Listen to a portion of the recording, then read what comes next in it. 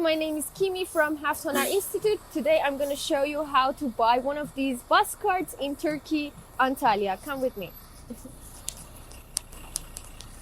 So in order to take any kind of buses, you only need to buy one of these cards from these machines.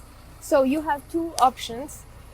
The green one is just a temporary card which you can use only 2 times, but I recommend that you buy one of these blue cards which you can charge and put money in them and use them forever.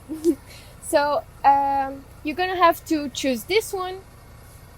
It's not available.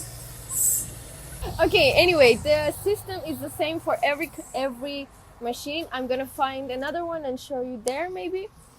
But when you buy one of these cards, you only have to put money in it. Well, okay. Chill. After buying one of these cards, you only have to put money in it.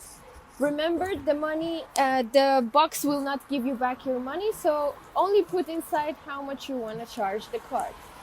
You only have to place the card here, and you have to give them in your money. Yeah, just like that. Wait for it.